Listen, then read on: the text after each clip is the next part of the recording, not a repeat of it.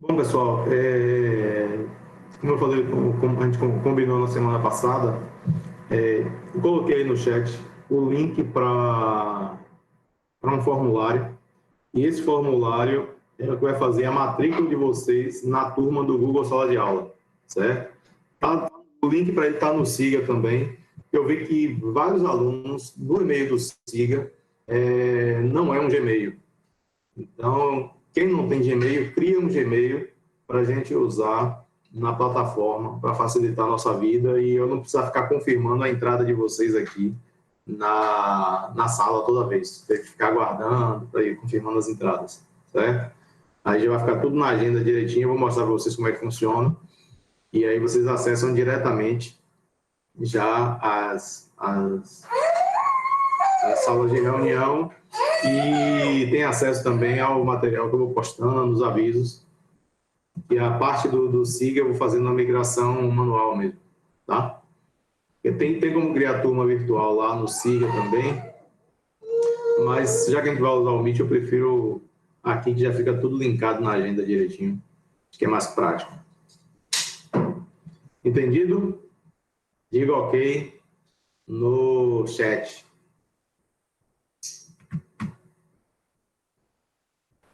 Eu já preparei também aqui o material de vocês, certo? Hoje vamos tratar da morfologia da estrutura de concreto armado, certo? E dar início aí essa semana às questões que envolvem segurança, combinação de normas. Vamos começar a desmembrar aí o iniciozinho da norma, né? Que também vai servir de norte aí para vocês desenvolverem o projeto. Eu pedi na semana passada que vocês não gravassem as aulas, tá? E o motivo é assim, não é nem que é questão de exposição nem nada. Eu não gosto de exposição mesmo de YouTube e tal. Quando eu resolvi fazer, eu até tenho um canal no YouTube, mas nunca botei nada lá. No dia que eu resolvi colocar alguma coisa no YouTube, eu mesmo coloco, certo? Uma outra coisa é que quando você assiste a aula interagindo na hora, você tende a absorver mais conteúdo. Né? Você vai assistir depois, sem chance de interagir, em qualquer horário, isso desconecta seu cérebro da responsabilidade do momento e pode deixar acostumar e deixar para ver o conteúdo perto da prova e não aproveitar bem o tempo comigo e nem o tempo com o Matheus, que é monitor da disciplina. Certo? Vou deixar o Matheus se apresentar, ele acabou de entrar aí, deixar o Matheus se apresentar aí para vocês, para quem não conhece ainda.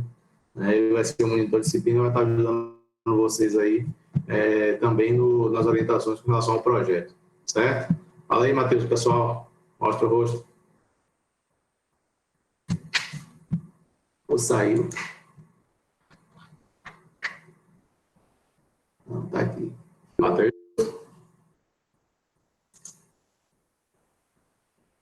Eu acho que ele tá tomando café, viu? Ou então tá sem a beca. Bom, deixa o Matheus, quando o Matheus aparecer aí, vocês conversam com ele. Quem não conhece o Matheus aí? Abre as câmeras aí para mim, todo mundo, por favor.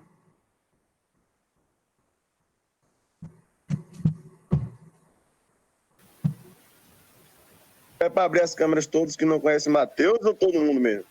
Todo mundo. Quero todo mundo abrindo a câmera aí.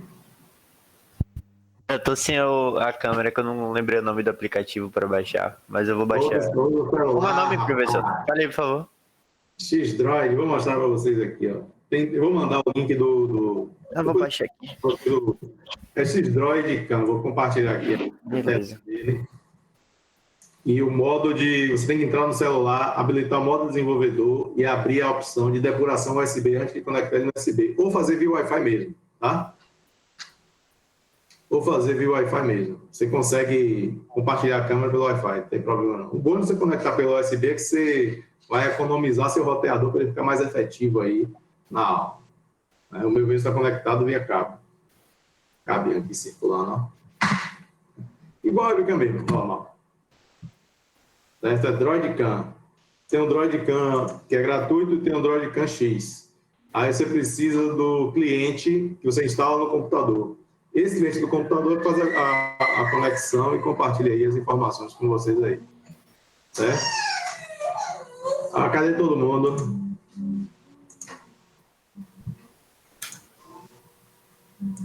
Todo mundo na tela. Cadê as câmeras? Tá todo mundo dormindo, tá? Matheus tá dormindo com certeza lá. Tá de fora. Todo mundo tá acordado, professor.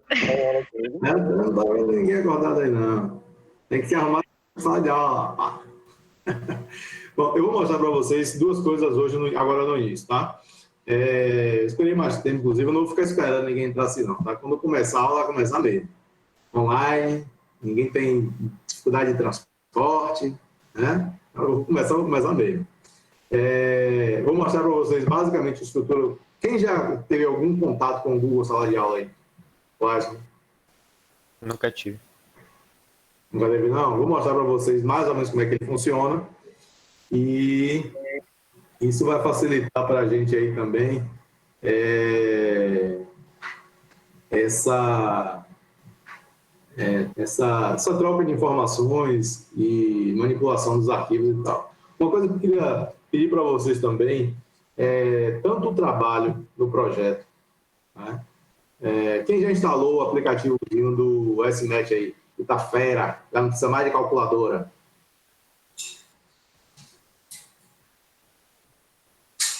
Todo mundo instalou? SMAT Studio. Todo mundo fera. Não precisa mais de calculadora. Para vocês terem ideia, viu? Esse é o software, na verdade é o MATCAD, né? Mas é bem similar a ele. Profissionalmente, hoje, quando você precisa fazer uma memória de cálculo, esse é o nosso Word. Então vamos não se acostumando com o Word de engenheiro, um Word mais parrudo, né? Integração aí ótima com matemática. Permite escrever texto, permite fazer as continhas também todas de forma aí, em tempo real durante a escrita. Certo? É o SMAT. Vou mandar no WhatsApp o instalador dele. Vou botar lá no... É no Play Store? Não, ele tem na história também, mas é melhor você usar no computador. Você digita mesmo no teclado, fica mais intuitivo. E seria interessante também que vocês utilizassem sempre, acostumar a utilizar, o documento do Google e o planilha do Google, certo? Facilita o trabalho colaborativo. Por exemplo, se estiver fazendo um projeto, vocês querem fazer uma planilha, você faz uma planilha com a equipe, compartilha a equipe com os membros da equipe e comigo. Senão a planilha não vai ter validade no projeto, para saber quem é que está trabalhando na planilha. Aí vai lá ficar um histórico de quem editou o que na planilha, ou não vai poder usar a planilha no projeto. Compreenderam como é que funciona o esquema? Você vai ter que logar com o seu e-mail, por isso que estou pedindo que vocês fizessem um Gmail. Tudo que vocês forem desenvolver durante a disciplina vai ser feito em planilha do Google ou documentos do Google. E todo material que envolve o projeto vai ter que ter lá. Você compartilha comigo, compartilha com todo mundo que está na equipe. E aí vamos gerar as equipes também. Depois que vocês terminarem esse preenchimento aí do formulário, eu já vou mandar para vocês uma planilha compartilhada para que vocês montem as equipes, certo? Então amanhã a gente vai montar as equipes. Então, tipo assim, vamos fazer uma planilha para calcular as armaduras, certo? Como o trabalho é dividido, todo mundo pode trabalhar na mesma planilha ao mesmo tempo. Ninguém baixa a planilha e aí cada um vai dar a sua colaboração. Fulano está fazendo a viga tal, então a viga tal vai ter que estar lá preenchida por fulaninho, certo? E aí você vai seguindo e faz todo o projeto numa boa e eu vou acompanhando que você realmente está participando da coisa, certo? Porque a experiência que eu tenho tido com essa coisa de planilhas em projeto é que um faz a planilha e não faz uma pergunta besta sobre a planilha na hora da apresentação do projeto, um enrola e o outro fala, um enrola e o outro fala, um enrola para dizer que estava no processo e o outro fala, certo? Então, a ideia é que eu tenha um histórico que a planilha vai guardar. Qualquer coisa que for alterar, quem foi que alterou e o que alterou. Então, eu tenho acesso a todas as versões de todas as linhas digitadas na planilha. Compreenderam? Obviamente, da mesma forma, assim como a gente tem essa sala aqui, vamos criar uma sala para vocês acessarem os grupos. Então, as reuniões de equipes, vocês podem fazer, eu quase nunca vou entrar nessas reuniões, tá? Só quando vocês me convidarem. Mas aí vai ter uma reunião lá, sala de reunião, você vai entrar para conversar com sua equipe de projeto. E aí uma coisa vai ficar boa, fica fácil para mim, fácil para vocês. E aí facilita também, ninguém vai ficar constrangido mais desse, professor, eu fiz o trabalho sozinho. Se a equipe não quiser fazer, você faz. Pronto, vai fazendo tudo. No final das contas, eu vou saber quem é que fez e quem é que não fez. Não é melhor assim? Não precisa ninguém delatar ninguém, não tem delação premiada, não tem nada. Fica ótimo.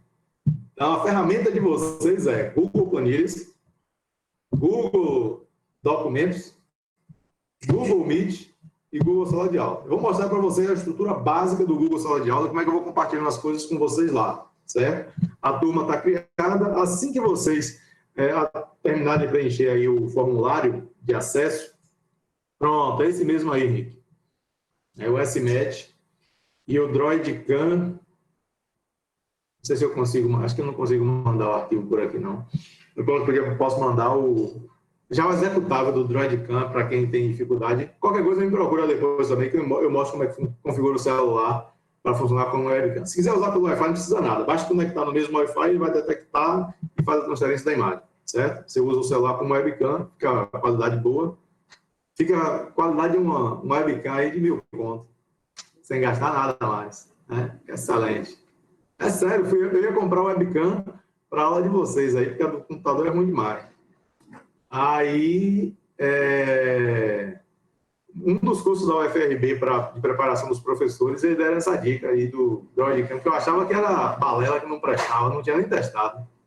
E, de repente, o negócio é bom mesmo. E aí, acabei não gastando quase R$1.000 de webcam.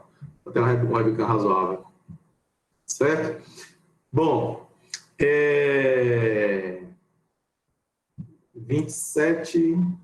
E Matheus não voltou ainda, né? Vou compartilhar com vocês a tela do Google Sala de Aula, só para a gente entender a estrutura básica, e vocês vão acessar lá. Aqui eu estou como professor no Google Sala de Aula, mas as telas são muito parecidas, muda só as coisas que eu tenho que corrigir e tal, né? Compartilhar aqui para que vocês se familiarizem aí com a plataforma, e vou dar algumas dicas também, para não ter erro na hora do preenchimento e acesso das informações, tá? Então, vou compartilhar aqui uma guia do Chrome.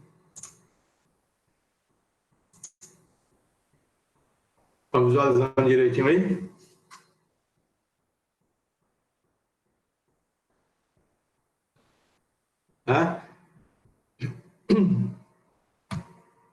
Bom, essa é a estrutura básica aí do Google Sala de Aula, certo? Vai aparecer para vocês em função da conta que vocês logarem aqui. Observe que tem várias contas aí, né? Várias contas. Em função da conta que vocês logarem, a turma vai aparecer ou não. Então, o que é que eu sugiro para vocês? Se você tem, assim como eu, tem milhares de e-mails, eu tenho e-mail do videogame, que é o e-mail com o nome de Rambo, igual de jogo de tiro. Tenho e-mail de minha agenda do celular, que é um e-mail que eu não passo para ninguém, que fica limpo. Só tem lá os contatos que são realmente contatos. Porque senão toda vez que você recebe um e-mail, vira contato. Tem um e-mail que eu uso profissionalmente, tem um monte de e-mail. Um monte de e-mail. Então, isso gera confusão no uso da plataforma do Google Sala de Aula. Porque como o Sala de Aula ele é uma plataforma muito específica, toda vez que você tentar entrar nele, ele vai logar pelo e-mail padrão que está no seu navegador. Então, por exemplo, aqui, ó, quando eu entro, quando eu clico aqui, está logado como rochaend@ufrb. Mas se eu entrar por qualquer outro e-mail, ele acaba migrando. Tipo assim, acabou de abrir outra aba aqui de outro Sala de Aula meu, certo? E não é o objetivo. Então, a gente precisa estar logado como conta principal no Google. Uma dica que eu dou para vocês é o seguinte: quando a gente vai estar acessando isso toda semana, chegue aqui no seu Chrome e mande sair. Outra coisa, o ideal é que vocês usem o Google Chrome. Sei que uma galera gosta do Firefox, o Edge está fantástico agora, o novo da Microsoft. Na verdade, o Edge agora é um Google Chrome. A Microsoft pegou o Chromium que é o Google Chrome do Linux, criou uma compatibilidade mais completa do Linux com o Windows, né? E pegou todo o núcleo do Google Chrome, que é o Chromium. O Google Chrome é uma melhoria do Chromium do Linux. E a Microsoft usou essa mesma plataforma para mudar o novo Edge. Por que ela fez isso? Nos navegadores antigos da Microsoft, ela criava muitas especificidades para gerar um certo monopólio na internet. Então, quem não tinha internet não conseguia explorar todos os recursos. E aí o planeta foi no caminho contrário. Já que a Microsoft faz isso, vamos deixar de usar todos os recursos exclusivos da Microsoft, a ponto de não fazer sentido mais usar a Microsoft. O Internet Explorer, por exemplo. Então, a Microsoft hoje, finalmente, ela passou a usar o padrão HTML mundial universal. Antes ela tinha um padrão próprio. Com isso, ela pegou e incorporou o Chromium, fez o novo Edge, um novo Chrome da Microsoft, que tem todas as funcionalidades e todas as compatibilidades.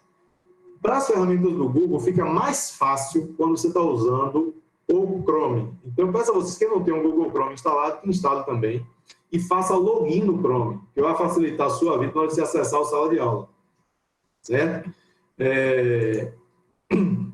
Ao fazer o login no Chrome, você vai acessar diretamente todas as suas informações dele vinculadas a essa conta, esse e-mail que vocês forneceram para mim. Tá? Então, o ideal é que vocês usem aí o Google Chrome para evitar conflitos aí no uso das ferramentas, certo? Então, uma coisa entra no Chrome, essa bolinha de usuário, manda sair de todas as contas e entra na conta como principal, a conta que vocês me forneceram. Esse é o ideal, tá? Vamos lá, clica na bolinha de usuário, sair de todas as contas, sair de todas as contas e faz o login de novo, com esse e-mail que vocês forneceram no formulário para a matrícula na conta. O que é que vai acontecer? Toda vez que você abrir qualquer das ferramentas, já vai estar vinculado à conta certa. Né? É possível alterar a conta em tempo real? Né? Sempre aparece a opção, antes de você entrar na sala, aparece lá a opção de alterar conta. Se você chegar aqui e digitar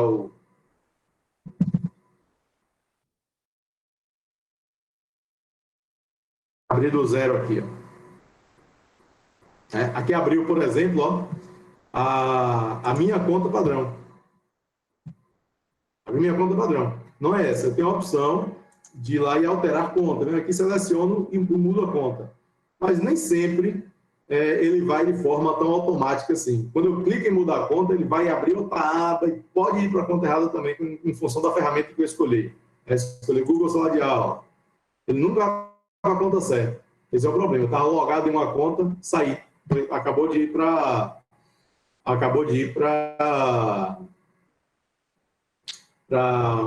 algo que não tem nada a ver com o nosso curso aqui. E se eu clicar aqui, começa a abrir outras abas. Escolhi o FRB. Já está em outra aba, que não é nem a aba que vocês estão visualizando aí. Eu vou tentar voltar para aqui.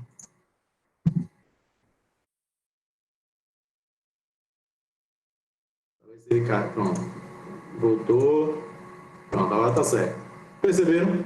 Então, para evitar esse tipo de conflito, que senão a turma não vai aparecer. Vai ter que ficar mudando de usuário e essa injeção de saco. Então, eu acho que não é... E ainda você pode perder informações lá. Né? Você abre, pode ter uma atividade dentro da matéria vinculada a uma ferramenta do Google e que só vai validar que você respondeu se você estiver na conta certa. Quando você clicar na atividade, vai abrir para uma outra conta que não é a conta correta, você acha que está respondendo certo e não valida nada. Aí vai gerar essa inconsistência aí. Você não vai conseguir enviar a resposta em formulário, não vai conseguir responder a prova, e assim vai acontecendo. Compreenderam a lógica? Né? Todo mundo entendeu aí por que o ideal é usar a sua conta que você me forneceu como principal para evitar esses problemas. Eu vou abrir aqui a nossa disciplina, estrutura de concreto armado,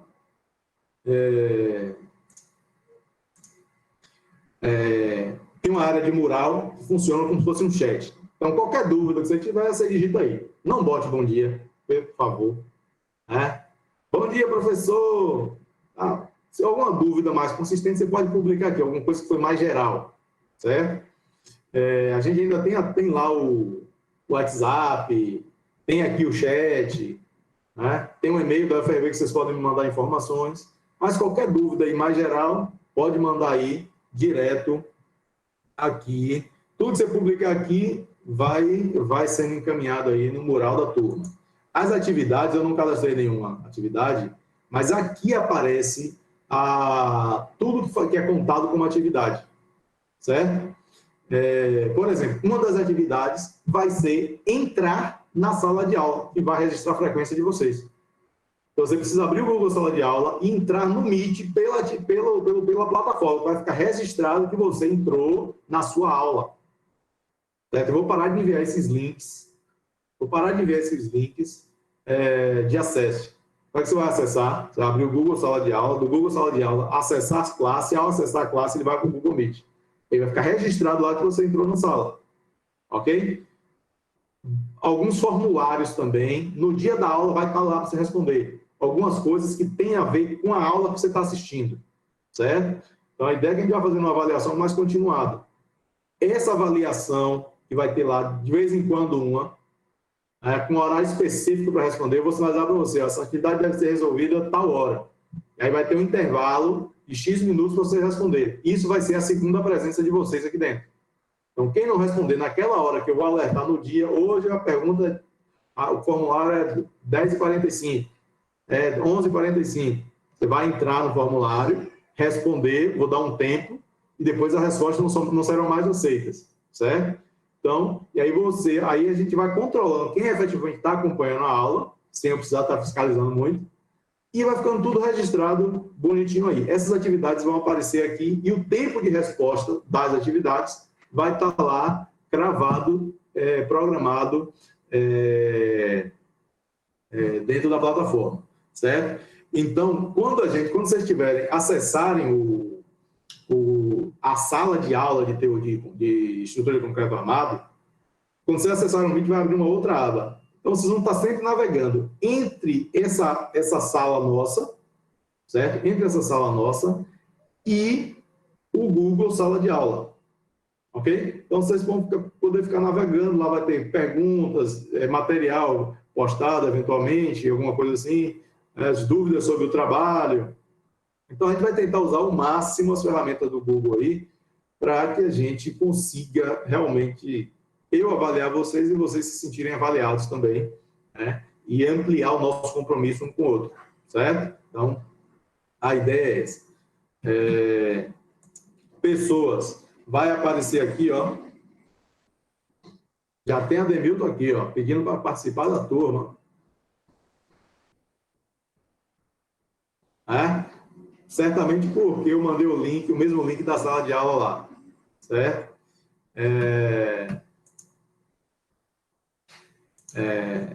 E aqui é onde vocês estarão matriculados. Eu posso excluir o aluno, acrescentar e tal, atualizar o e-mail. Eu vou mandar os convites para vocês aqui. Quem está acessando já com o Gmail essa sala de aula, que é uma sala do curso, até já consegue visualizar. E eu também, e tem um código da sala, né? Esse códigozinho aqui, quando você entra aqui, ó, pode mandar visualizar aí, ó. É o código de matrícula, tá? Esse é o código de matrícula. Você digitando, você entra lá e se matricula na turma, certo? Vocês precisam fazer isso com o e-mail correto, ok? Precisam fazer isso com o e-mail correto para estar matriculado na turma direitinho aí.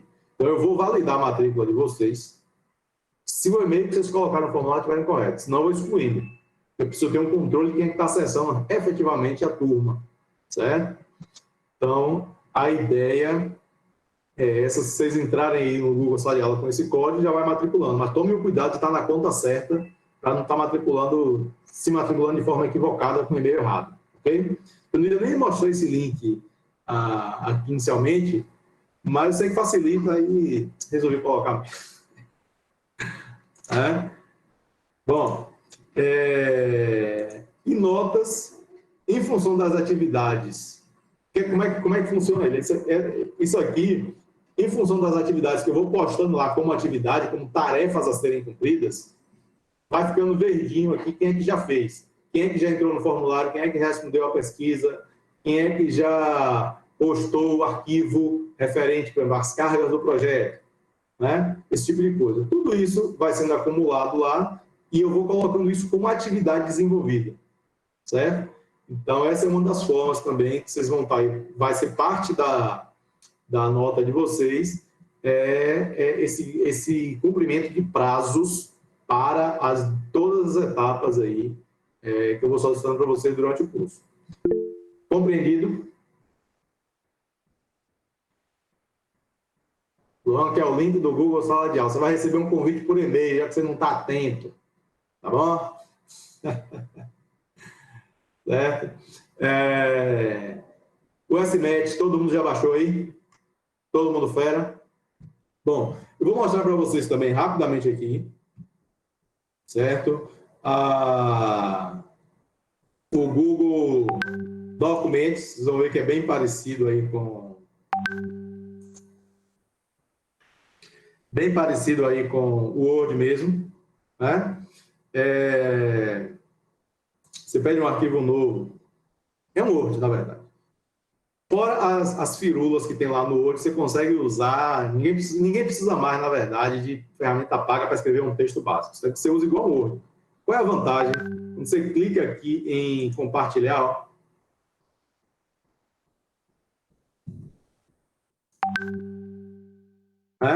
tem a opção de compartilhar com link ou a opção de você compartilhar apenas com pessoas específicas, certo? Você vai digitando o e-mail das pessoas, as pessoas vão entrando lá.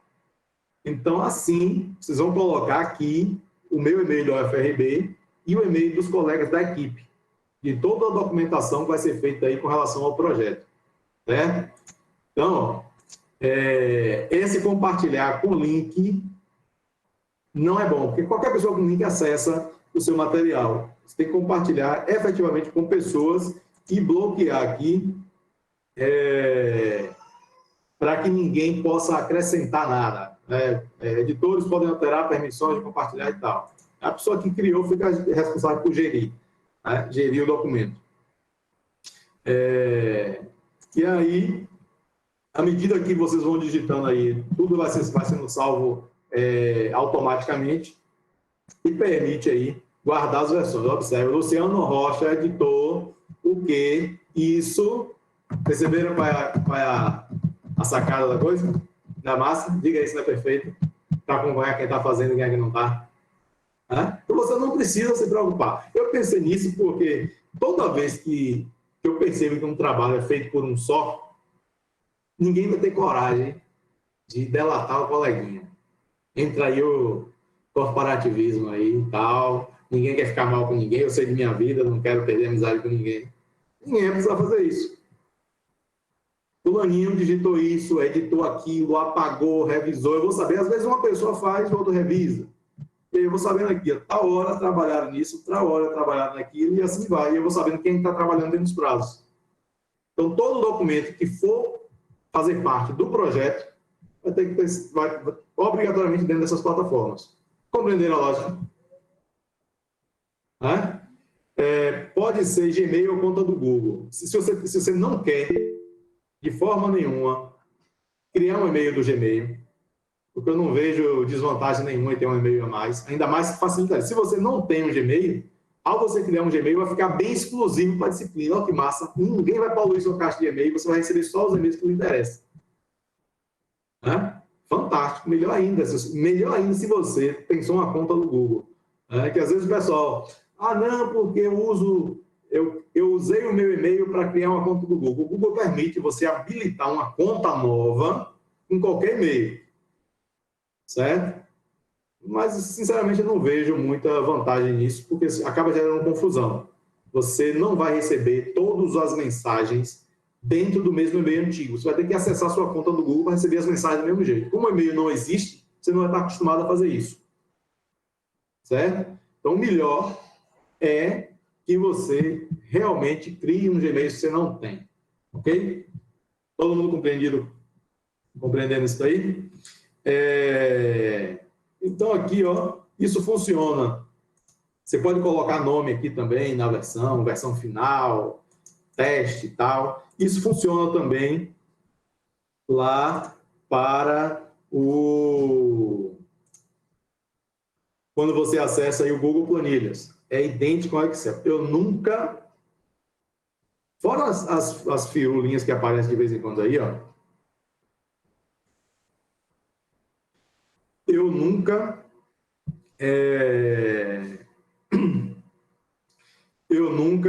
encontrei uma função, eu nunca deixei de encontrar uma função que eu costumo usar no Excel, que é realmente importante assim, aqui no Google Planilhas. É muito parecido mesmo. E aí, para quem está acostumado a utilizar aquele LibreOffice, ou OpenOffice, ou BROffice, são os gratuitos aí de código aberto, o que é o Google Planilhas e o que é o Google Documentos. O Google pegou o código aberto desses softwares e transformou em um web. Então, isso aqui é um OpenOffice. Um OpenOffice que permite trabalho aí colaborativo de forma bem intensa, certo? Então, da mesma forma, todas as funções que vocês pensarem lá funcionam aqui. E aqui ainda melhor. Por exemplo, na hora que eu vou compartilhar uma planilha, quando eu mando bloquear uma página, proteger uma página, por exemplo, eu posso dizer que eu bloqueio o total aqui, ó, e eu digo, exceto algumas células. Só para vocês terem ideia aí do potencial do negócio.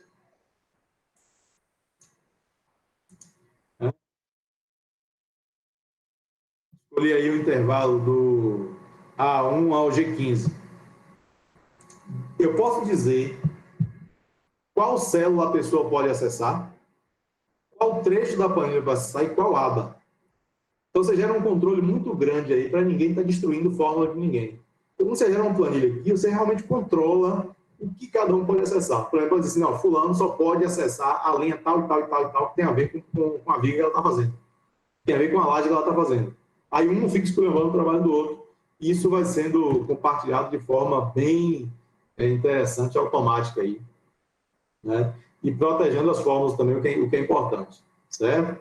Então, qual a diferença de usar o Excel?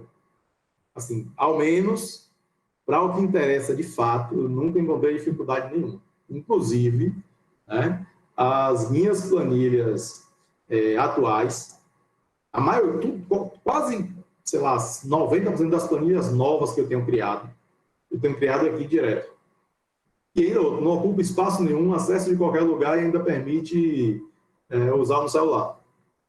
Certo? Eu não gosto muito de manipular no celular, porque o aplicativo do celular ele tem algumas ponderações de sincronização, né? Porque é dado móvel e tal, então ele permite você editar muita coisa sem salvar em tempo real, e aí, às vezes, quando várias pessoas acessam a mesma célula ali e ele não sincronizou, ele ou bloqueia para um dos não acessar, ou ele duplica a planilha.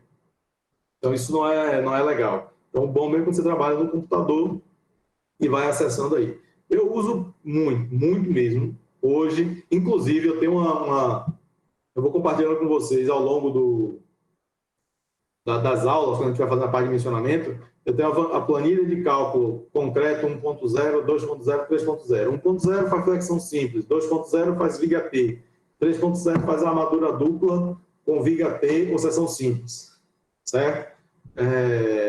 Às vezes os professores nem tratam muito dessa opção de armadura dupla, por entender que às vezes é antieconômico e tal, mas eu confesso para vocês que eu nunca consegui fazer um projeto de porte médio que não tivesse ao menos uma viga aí no negativo com armadura dupla. Então, na verdade, dependendo da geometria da estrutura, a estrutura pode ficar excessivamente rígida ou subarmada por conta de um detalhe de um nó da estrutura que você poderia melhorar a ductibilidade do nó com a armadura dupla. Então, eu prefiro deixar que vocês decidam isso, sabendo fazer com segurança todas as formas de cálculo, né? Tem até alguns livros que se limitam a tratar do assunto da armadura dupla, botam um monte de porém e tal. Quer dizer que, na real, acaba utilizando em algum momento. Então, a gente vamos tentar aqui deixar vocês aí o mais próximo possível do conhecimento necessário para desenvolver o projetinho aí de vocês, usando o máximo dos máximos que o concreto permite, certo? Ao longo das aulas, a gente vai ponderando o que é econômico, o que é que não é, o que é que se deve utilizar, o que é que não se deve. Esse não se deve, não existe de fato, né? O que é que não é comum utilizar. Fica melhor assim, certo? Então, essa é a ideia também. Então, Google Planilhas e o Google Documentos, certo?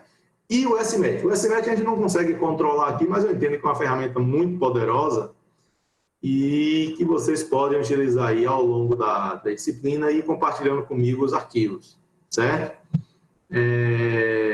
Mas para cálculos tabulares, realmente uma planilha é mais prática. Eu prefiro trabalhar com desenho direto, tá? Então, dentro do AutoCAD, eu faço toda a parte de carregamento prévio da minha estrutura.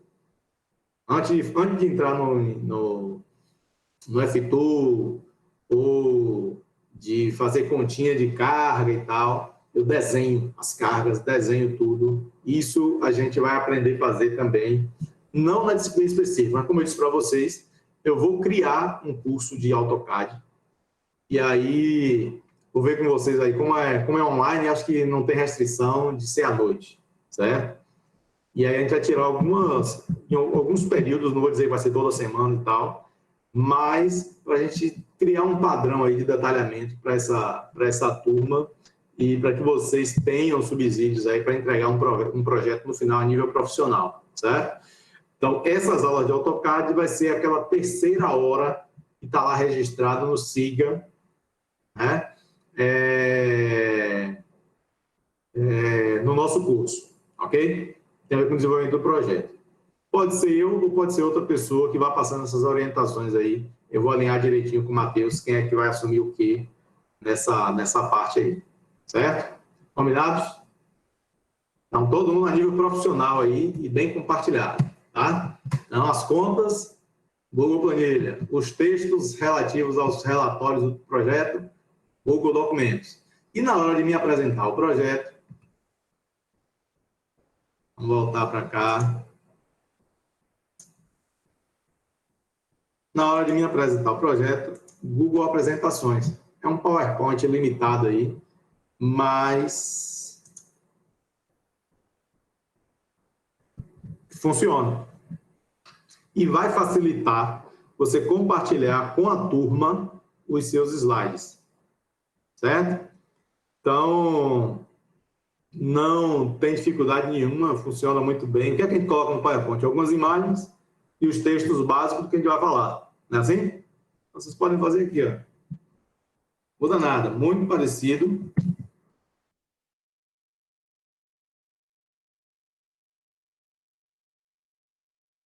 As animações e tal.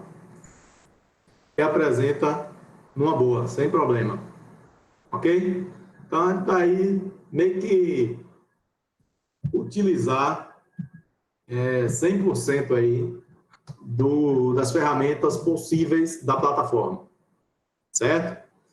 E aí fica todo mundo alinhado, todo mundo colaborando, né? Então, a apresentação de vocês do projeto Google Apresentações. E aí eu vou saber lá quem preparou cada slide, né? Como é que foi montado, e aí fica realmente um trabalho em equipe.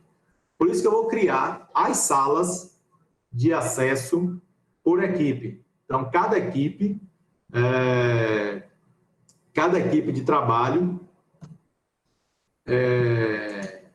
vai ter uma salinha de reuniões. Vocês vão entrar sempre na mesma sala de reuniões, certo?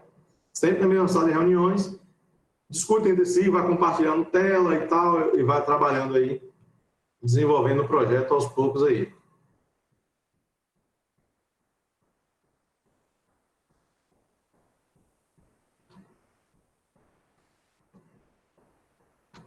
Ok?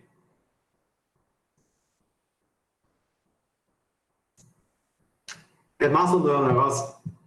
Confessem aí para mim que não é bom. Hã? certo? Então, a ideia é essa, né? É que vocês consigam trabalhar de forma integrada, utilizando o potencial máximo. É por isso que eu não criei, tem ferramentas similares lá no SIGA. Ferramentas similares no SIGA. E eu poderia criar uma turma virtual no SIGA, usar o AVA, né, que é o que está embutido lá, e permite um monte de tipo de avaliações também, fóruns e tal. Mas aqui, para você ter ideia, o SIGA precisa ter treinamento. O Google Sala de Aula é bem intuitivo.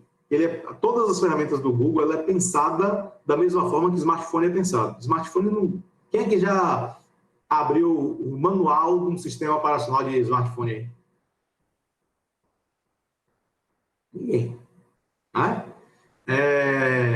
E isso foi uma das coisas que virou padrão depois de Steve Jobs. Né? Que ele dizia o seguinte: se o iPhone precisar de manual, é porque ele não presta. Isso obrigou todos os desenvolvedores de celular a tornar tudo intuitivo também. Aí veio o Android, né, que é mais utilizado hoje ainda, né, por conta da infinidade de fabricantes e preço também. Né? Isso virou padrão. E o Google usa isso como padrão em tudo. Então, tudo do Google é muito intuitivo, exceto quando é muito profissional. Então, tudo que é para uso normal e corriqueiro, no Google é tudo muito intuitivo.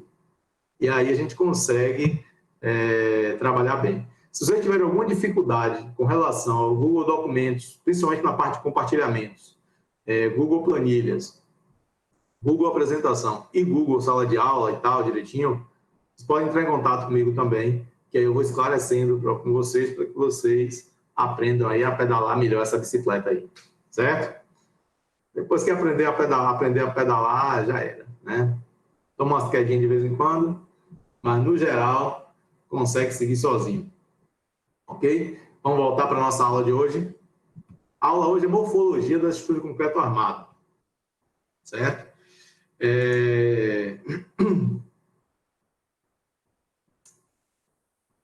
Todo mundo aí já respondeu o formulário? Só para eu... Agora é mais fácil eu verificar aqui direto.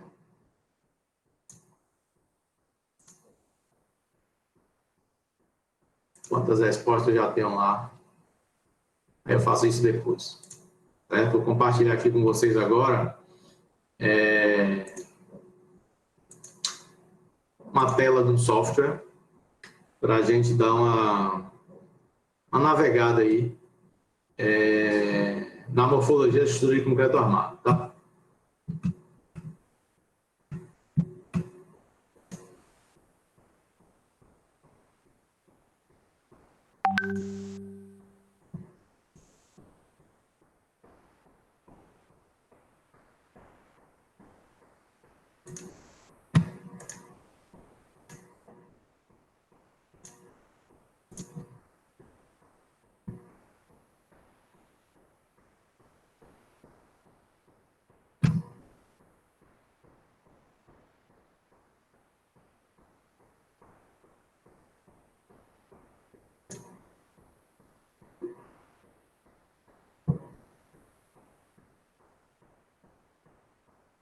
Tá legal aí para vocês?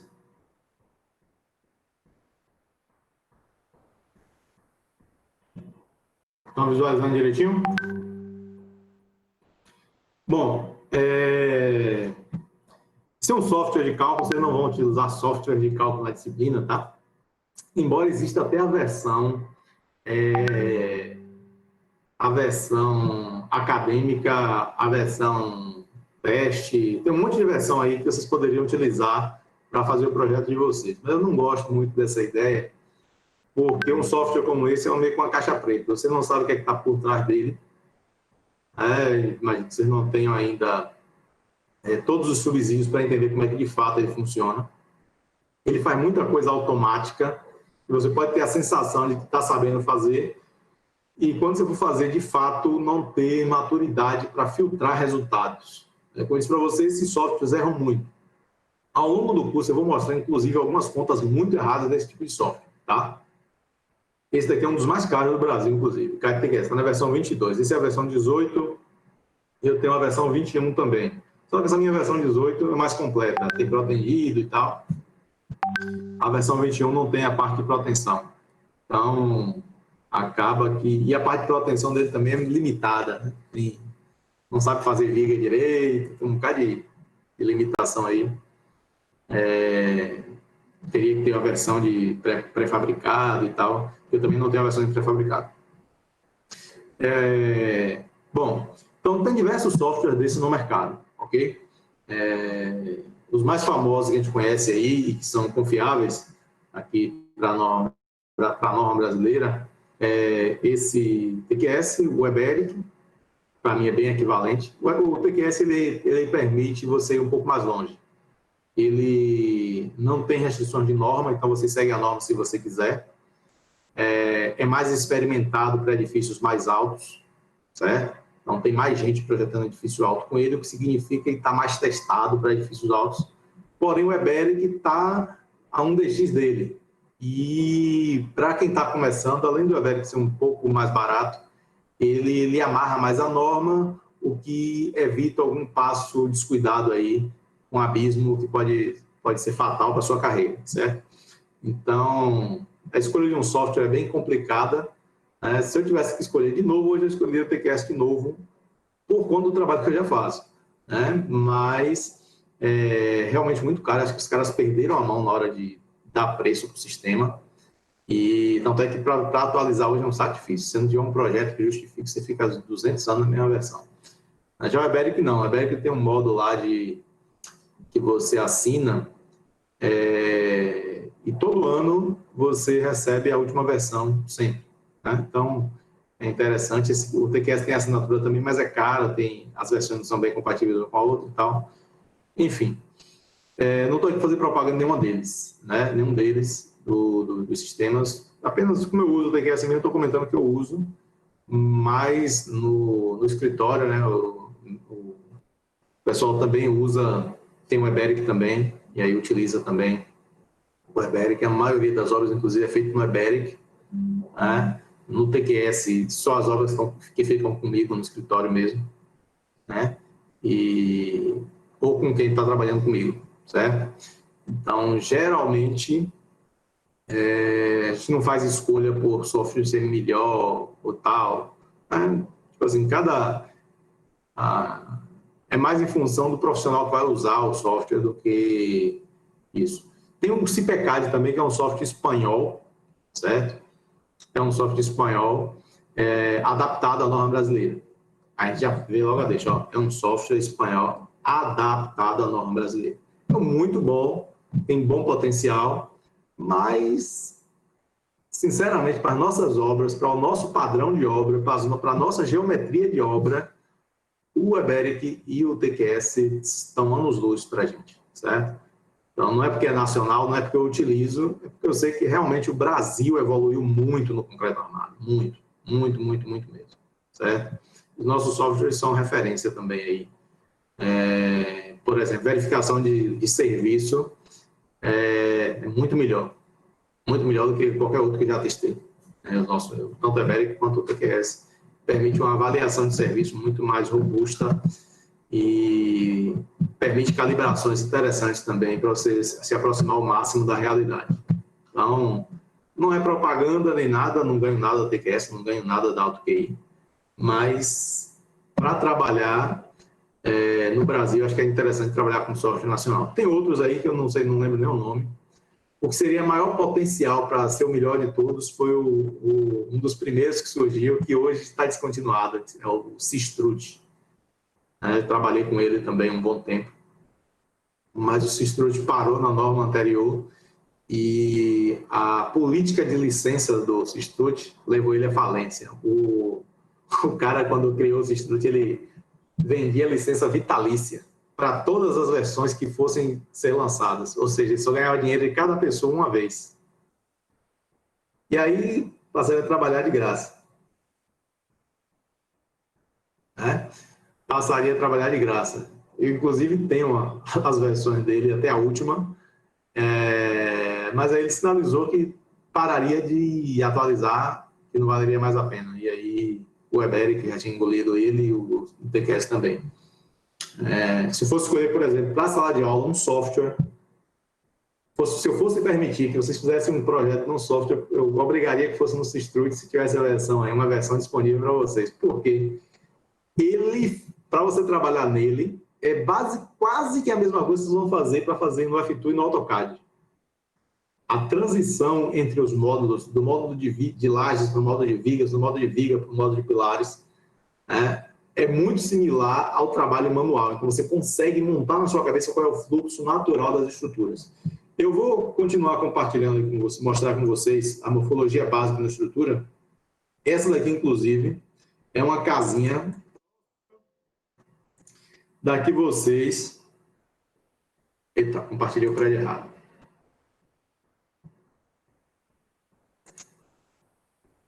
Próxima daqui vocês vão desenvolver esse semestre, tá? Na verdade, a casa que vocês vão fazer é uma derivação dessa. Ok? Essa é uma derivação dessa. Então, daqui a gente já tira mais ou menos a morfologia de uma estrutura de concreto armado. Né? Isso aqui está com cara de ser uma estrutura bem convencional. Aqui tem um reservatório, mas está faltando a tampa. Né? Eu lancei... Eita, desculpa. Na tela errada. Eu lancei a estrutura similar a que os alunos desenvolveram semestres passados aí, e tinha algumas provocações nessa estrutura para que fosse explorado o máximo mesmo o potencial aí do que a gente estuda aqui na disciplina, certo? E de lá da teoria das estruturas. Então, basicamente, como a gente estudou lá em teoria, uma estrutura como essa, que a gente está fazendo aqui de fato. Aqui embaixo tem a área de fundações, um pouco assim. Vocês estão conseguindo ver o cursor? Sim, né? Bom, aqui embaixo, em algum ponto aqui, tem um piso de subsolo, certo? O piso de subsolo, e abaixo do subsolo tem as fundações. Então, como a gente viu lá em teoria das estruturas, o que a gente está fazendo aqui? Estamos criando terreno artificial. Okay? Então, estamos criando aí um terreno artificial. Vou tentar botar meu rosto aqui do lado. Eu fico gesticulando, às vezes não aparece para todo mundo, ou fica chamando a atenção aí.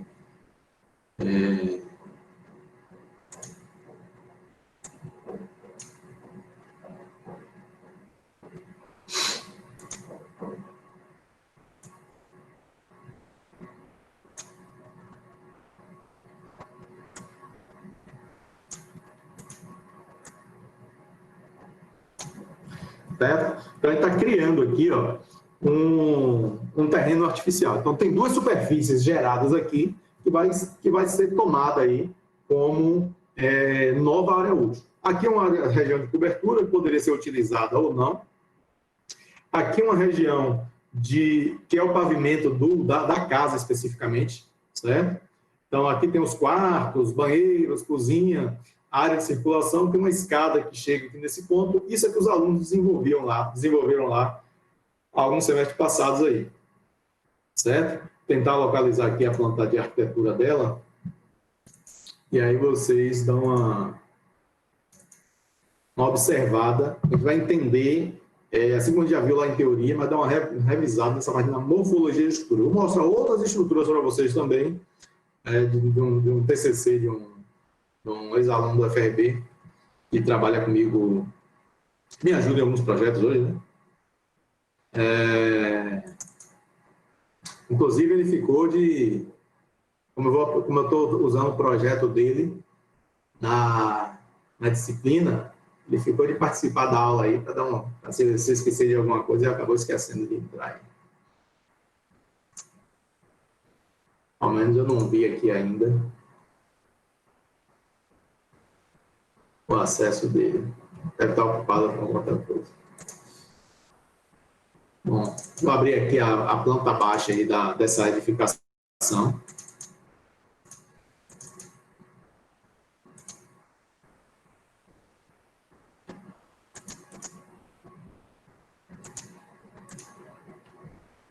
para a gente entender o que é que gerou essa estrutura aí, tá? Obviamente que a estrutura dos alunos não foram todas iguais a essa aí, não, certo? Cada um lançou a sua. Essa daqui é uma que eu mostrei para eles depois após aí o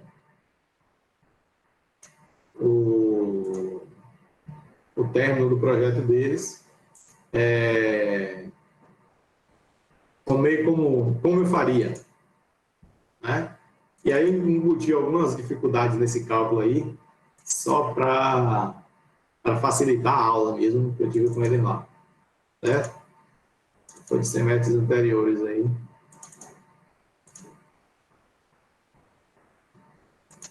Vou abrir aqui para a gente dar uma navegada no projeto em si.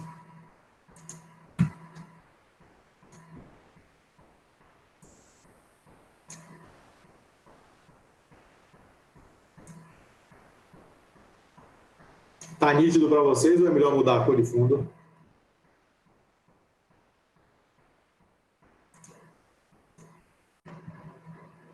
Pronto.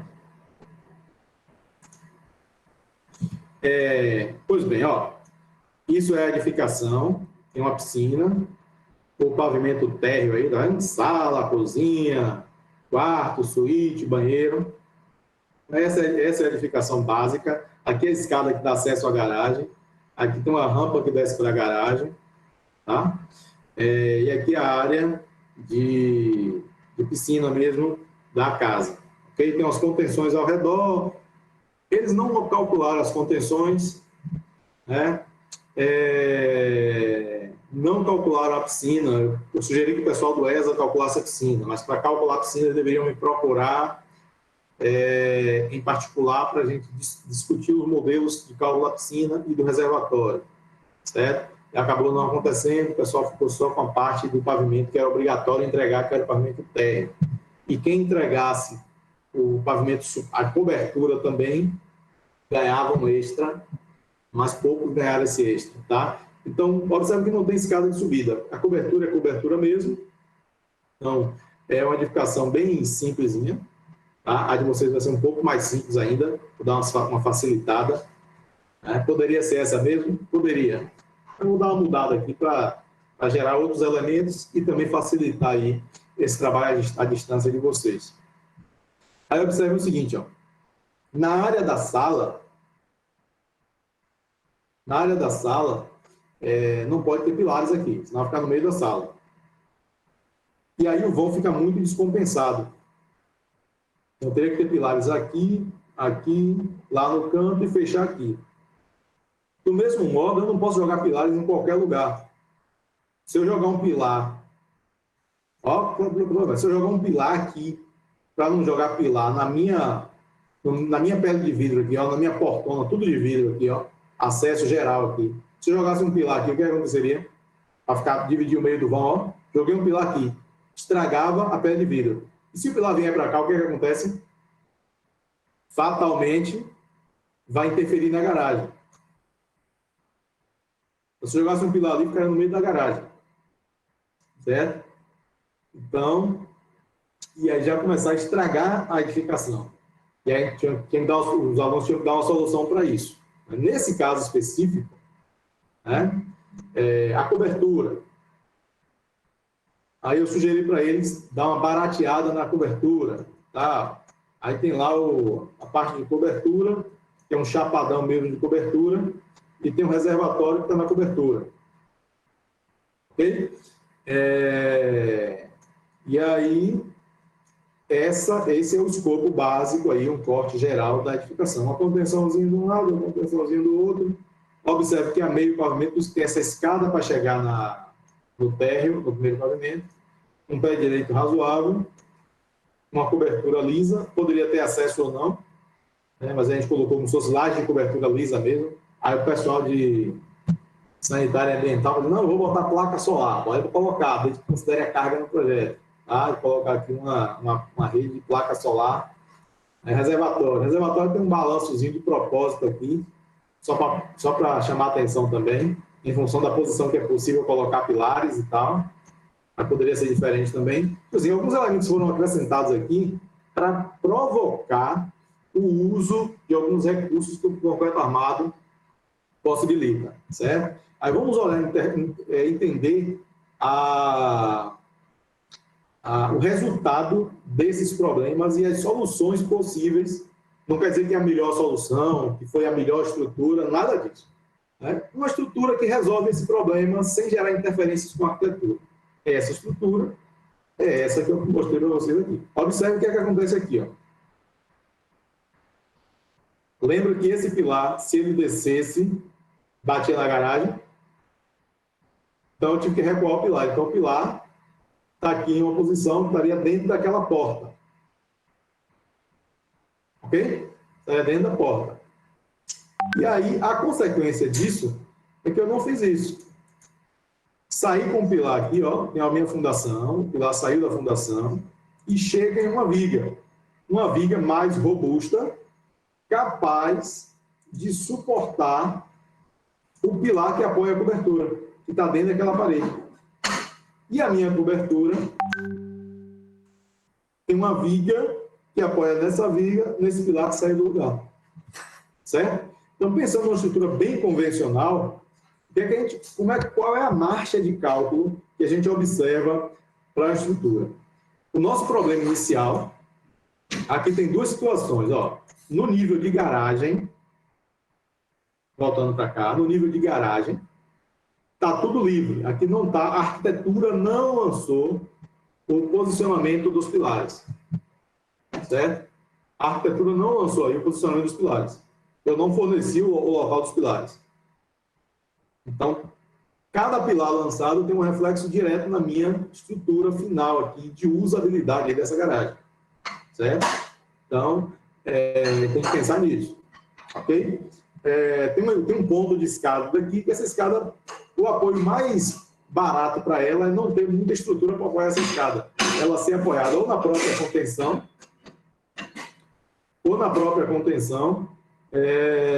ou na parede mesmo aqui, fazendo um trecho de parede em alvenaria estrutural, certo? Você usa bloco estrutural, dá uma tensão baixa, calcula, enfim, mas escada, vocês vão aprender a projetar a escada em concreto 2, mas o elemento está aqui para vocês lembrarem que existe ele, certo? Então, essa é a superfície disponível aí nessa região da casa. Isso aqui está apoiado direto no terreno.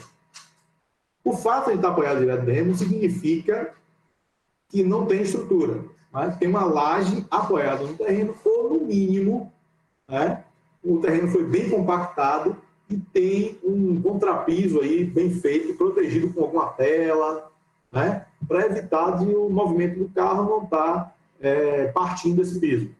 Ok? Então, mas as cargas da garagem estão indo direto para o solo e não interferem na estrutura geral. A gente não tem uma laje estrutural, tanto é que não aparece lá no modelo. Então, abaixo desse nível, temos as fundações, que são os elementos responsáveis por transferir para o solo, com tensões baixas ou com tensões admissíveis, as cargas provenientes da estrutura. Nessas fundações estão apoiados os pilares, e nos pilares estão apoiadas as vigas ou lajes, que a gente vai discutir essas tipologias aqui nos nossos modelos, certo? Então, a ideia básica, o escopo básico da nossa estrutura foi esse. Então, o pavimento térreo seria essa superfície artificial que a gente está criando aí para otimizar o uso da região, né? E aqui a cobertura segue na mesma linha e mais um reservatório. Bom, então aqui, ó, basicamente o escopo é esse. Então, qual é a funcionalidade? Isso aqui é o que a gente chama de estrutura mais convencional possível, certo? O que é essa estrutura mais convencional possível? Lajes que apoiam em vigas, que apoiam nos pilares, levando as cargas para as fundações. E as fundações transmitindo para o solo. Compreenderam o básico? Vocês estão acostumados a estudar em teoria. Estou repassando aqui só para dar um refresh aí, certo? Então, isso não muda. Ok? Então, as vigas geralmente recebem cargas das lajes, mas eventualmente pode receber reações de pilares e de outras vigas. Por exemplo, essa viga aqui, recebe contribuição dessa laje e também a reação dessa viga nesse ponto. Certo? E também a reação dessa viga nesse ponto. Observe que o pilar não desce aqui, ó. Então, ó, essa viga apoia nessa viga daqui. E aí a carga que chegou dessa viga vai ser transferida para essa, que vai ser transferida para esse pilar. Esse pilar joga a carga nessa viga. Desculpa, nessa viga. Né? Essa viga joga a carga para esse pilar. Isso aqui é o nível de... Essa separaçãozinha é o nível do térreo. E joga a carga aí para o meu elemento de fundação e vai jogar a carga para o terreno. Conseguiram visualizar o fluxo direitinho aí de uma tipologia estrutural? Tudo isso é o que a gente costuma fazer nas estruturas que são de estruturas convencionais de concreto armado. O que é a estrutura convencional de concreto armado?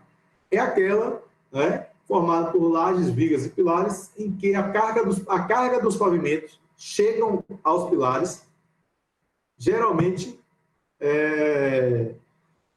a partir das vigas, certo? Eventualmente de algum pilar parcial diretamente da laje para o pilar, que acontece, né? A laje joga a carga direto para o pilar, é possível também. E pode acontecer de forma parcial. Né? Mas tem outras tipologias de estrutura que vamos explorar hoje também. Né? Então, esse é o convencional. Aqui também, ó, pensando no reservatório. Não está aqui, mas pense numa tampa. Certo? Então, a tampa joga a carga para as paredes do reservatório. As paredes do reservatório jogam a carga para os pilares. Certo? Assim como o fundo do reservatório. Então, o fundo do reservatório também joga cargas para as paredes e leva a carga para os pilares. Então, poderia ser pilar, pode ser alvenaria estrutural, pode ser qualquer coisa. O fato é que o reservatório ainda tem que jogar carga para alguém até que essa carga chegue no solo. Observando essa estruturazinha, é só uma casinha e dá para a gente observar diversas implicações aqui. Por exemplo, ó, nesse caso aqui, ó, que é uma carga mais geral, observe que a largura da viga é bem compatível com a dimensão do pilar. Certo? Vocês conseguem observar isso daí. Ó. A largura da viga aí, ó, é bem compatível com a dimensão do pilar. Por quê? Esse daqui é um dos pilares mais carregados da obra. Esse pilar e esse pilar leva quase o carregamento, sei lá, quase 50% do carregamento da obra. Da cobertura aí e da obra no modo geral. Né? Esse daqui mais ainda, né? A partir desse lance. Então, a gente olha até pelas dimensões das... Aqui está quase tudo com a mesma dimensão, tá? Se você observar a dimensão dessa sapata, é próximo da dimensão dessa sapata. Por quê? Porque as cargas são realmente elevadas. Certo? Então, mas nem sempre essa situação ótima é possível. Da viga ter a mesma largura aí do pilar que está chegando nela. Então, às vezes, não é o comum, não é recomendado. Pode acontecer uma gambiarra dessa aqui, ó. A viga que serve de apoio não contempla totalmente aí a dimensão do pilar. Num projeto real, embora seja possível fazer assim, eu tentaria colocar uma viga ligando um pilar no outro aqui. Para quê? Para servir de uma viga de equilíbrio para evitar torções nessa viga. Torções exageradas nessa viga. Certo? Da forma como está aqui, ó, esse pilar vai jogar carga nessa viga, em função da excentricidade entre o pilar e o eixo da viga, vai passar algum momento torçou para a viga. Isso não é bom na estrutura de concreto armado. A gente vai entender isso também. Vocês vão aprender a direcionar a torção lá em concreto 2. A gente já vai entender mais ou menos o que é uma torção de equilíbrio e uma torção de compatibilidade. As torções de compatibilidade, elas vão existir sempre na estrutura de concreto armado. Certo? O que a gente chama de torção de compatibilidade? É aquela torção que a gente sabe que existe, mas que não gera danos à estrutura. O concreto consegue se adaptar no posicionamento a essas torções sem sofrer danos. E aí a gente acaba até dispensando essa resistência à torção nos cálculos e economiza um pouquinho de armadura aí. A gente vai tratar isso mais lá para frente e em concretores que precisam estudar esse assunto com mais qualidade, certo? Então, esse reservatório também, olha que legal, poderia, nada impede, observe, lá embaixo tem uma escada. Eu poderia descer esse pilar para chegar nessa prumada aqui, ó, e o pilar descer aqui para a garagem também. E ficar ao redor da escada 4 pilares. Um pilar aqui, outro pilar aqui, outro pilar aqui e outro pilar aqui. Poderia fazer isso? Poderia. Dificuldade alguma, né? Só que a provocação é, eu quero na garagem o maior espaço livre possível. Colocar o pilar aqui ia deixar feio? Não, mas é mais bonito se você tiver a vista inteira da escada, sem pilar nenhum. É por isso que não tem. Então, foi provocativo. Poderia ter um pilar aqui, reduzindo os vãos e barateando até essa estrutura.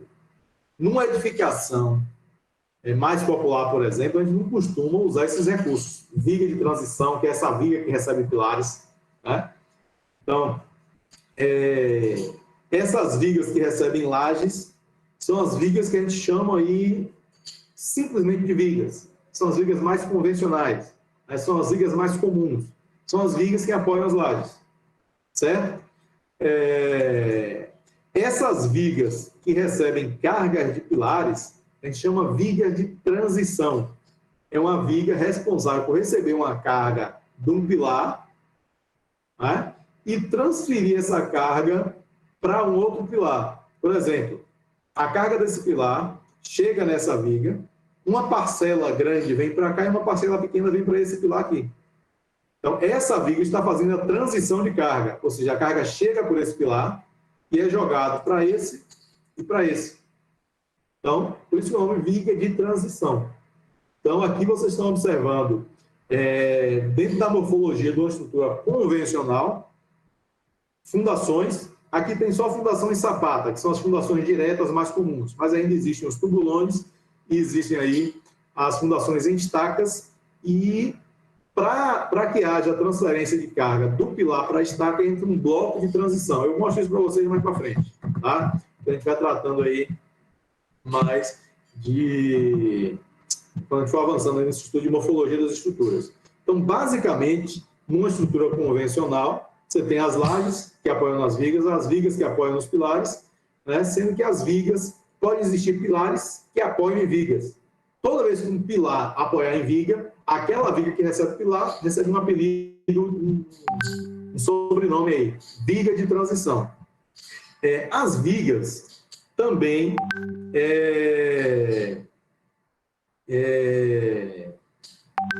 recebem nomenclatura diferenciada em função da esbeltez. Por exemplo, a parede desse reservatório. Observe que o vão da viga, de apoio a apoio, o vão da viga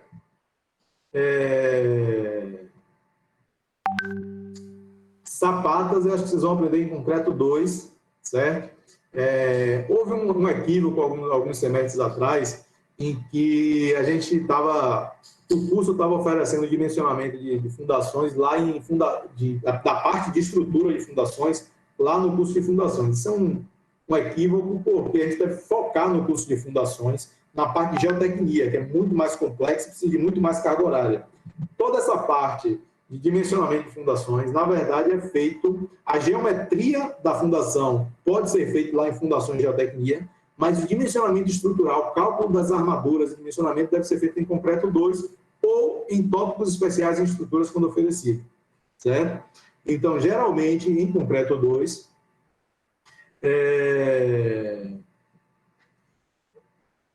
na verdade, em situações de incêndio, as vigas de transição são as que mais sofrem efeito do fogo. O professor Cleide está chamando a atenção aí do nível de carga, né?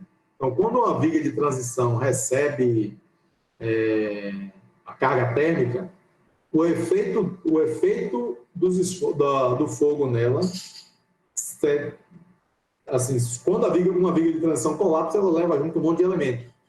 Então, se a gente precisa respeitar dimensões mínimas para incêndio e o tempo de resistência ao fogo nas vigas comuns, no de transição mais ainda.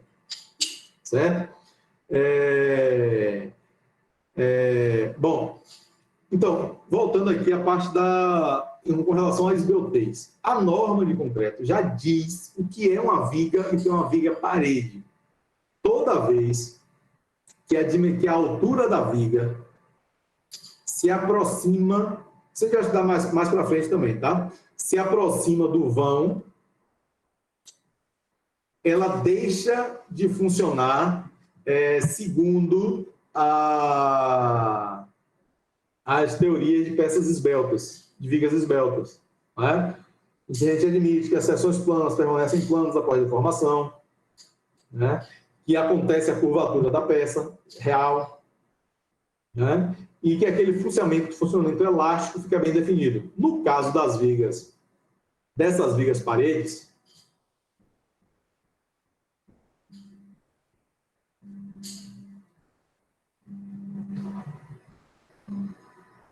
estão me ligando no celular, interrompeu a transmissão aqui do negócio. O povo esqueceu que eu estou em aula. Vou só avisar aqui.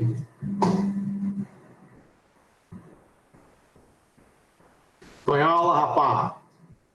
Tchau, daqui a pouco a gente se fala.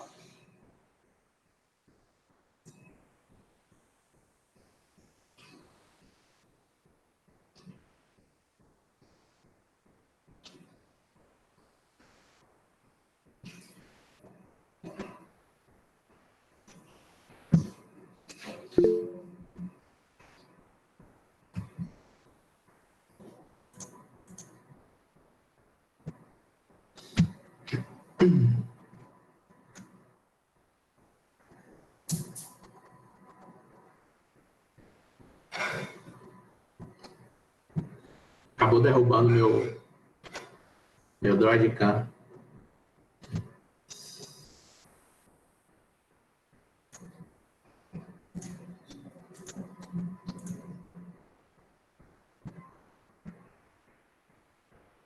Vai conectar o bichinho aqui.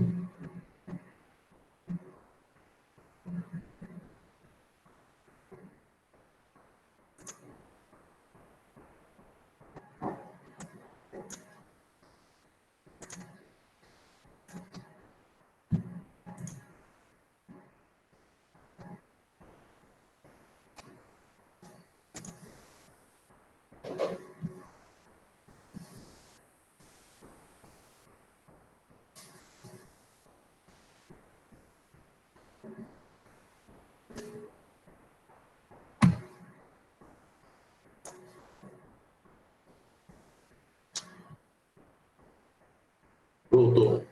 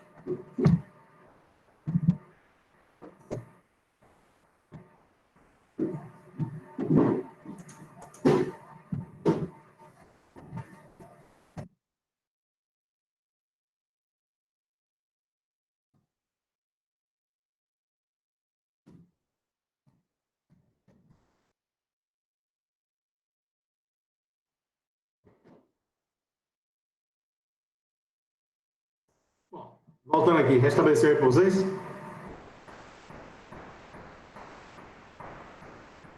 Pronto.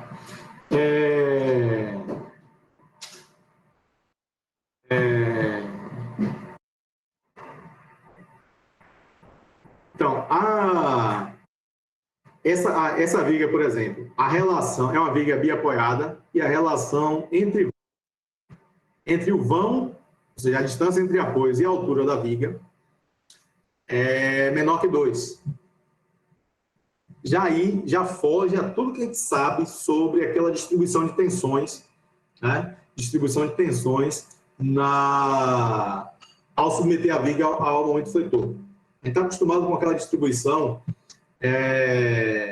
de tensões e curvatura da peça, né? Isso não acontece mais. Então, como é que as cargas migram para o pilar?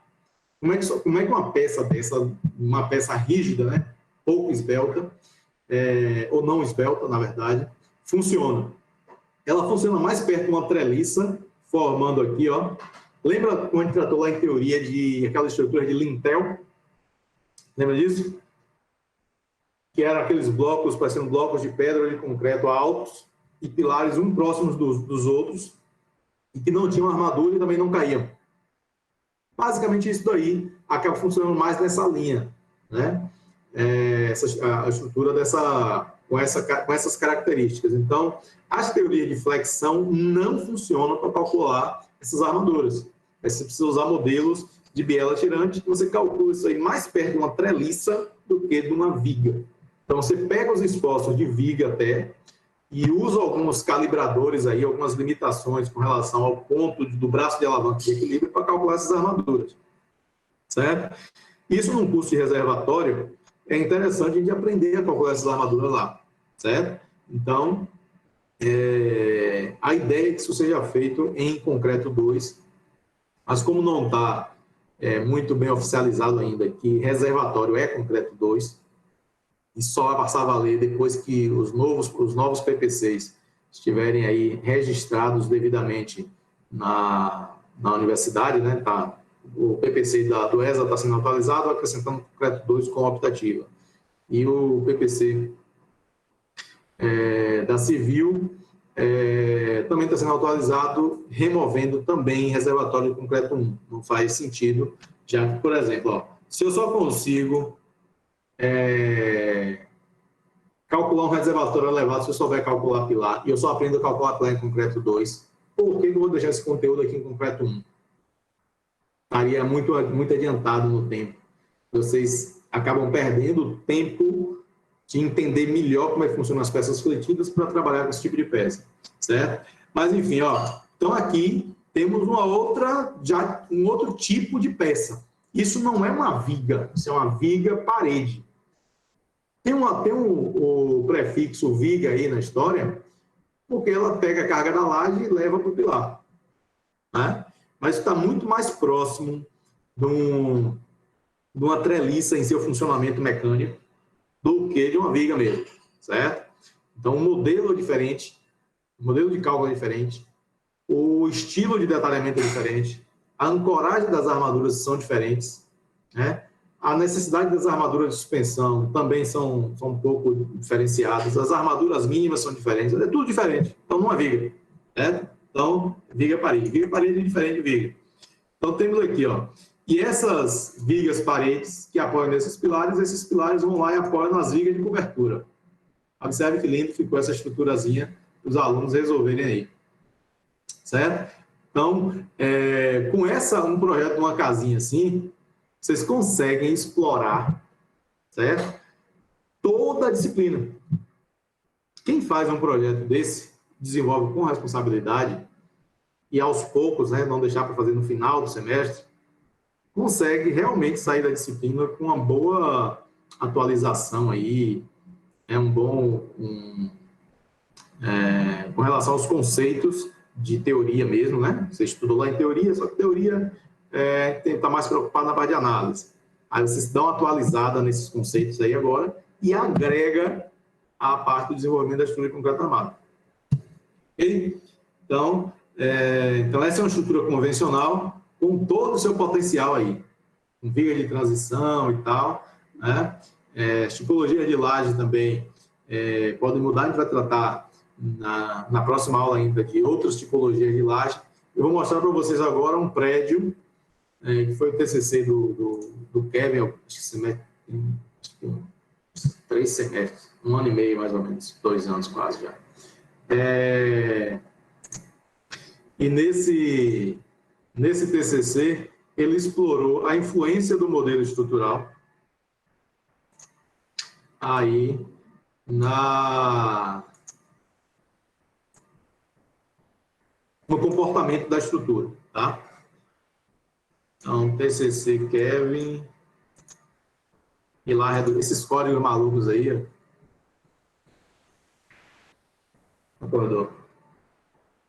Daniel tá querendo vir dar aula para vocês aí, começou a chorar. Tá reclamando que porque eu comecei a aula sem ele.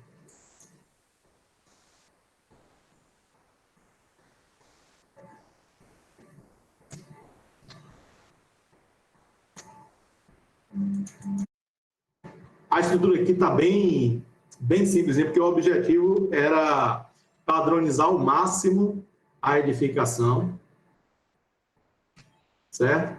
Padronizar ao máximo a edificação para facilitar a avaliação de alguns pontos específicos. Então, ele meteu um monte de pavimento aí numa estrutura relativamente simples. Isso tem cara de prédio comercial, tá? Geralmente, os prédios comerciais são bem assim mesmo, né? Todo quadradão para otimizar.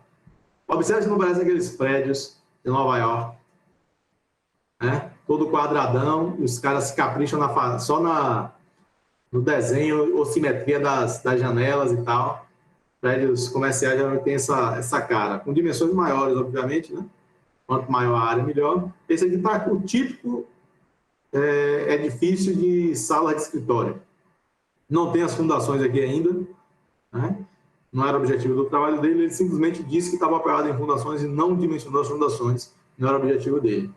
Então, ó, aqui também segue a mesma coisa que aconteceu lá no projeto de vocês, acontece no dele aqui, ó, ou naquele projetinho da casa, acontece aqui. Basicamente, as lajes jogam cargas nas vigas e jogam carga nos pilares, que em algum momento vai levar as cargas lá embaixo para a fundação. Ok? Então, navegando aqui pavimento a pavimento, vou botar uma vista superior aqui, ó.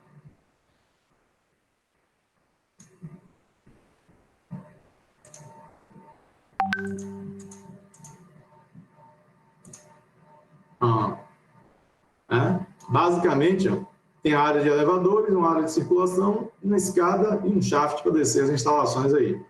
Tá? Então, basicamente, a planta baixa dele era uma planta bem simples, porque o objetivo dele era realmente influenciar, avaliar a influência do tipo de laje, do tipo de estrutura aí, na estabilidade global da edificação. E ele avaliou vários parâmetros qualitativos e quantitativos aí, com relação à tipologia estrutural adotada, certo? Então, vamos agora só olhar um outro modelo que ele trabalhou e confrontou com esse daí. Certo? Vamos lá, isso daqui é o mesmo prédio, segundo uma outra tipologia estrutural.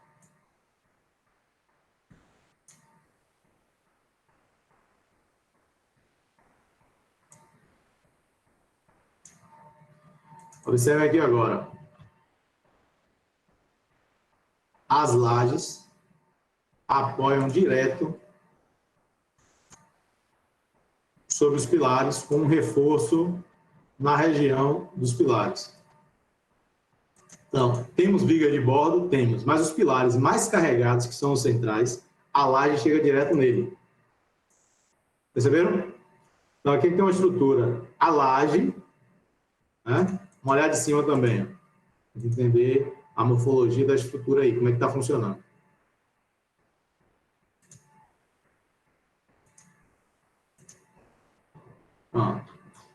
Então, tem uma viga de bordo. Essa viga de bordo, porque é o seguinte, toda vez que a gente trabalha com edifícios com laje plana, que é o que a gente chama de laje plana, é quando é plana mesmo, lisona, e essa laje plana com capitel, quando tem esse reforço da laje na região de introdução de carga dos pilares, certo?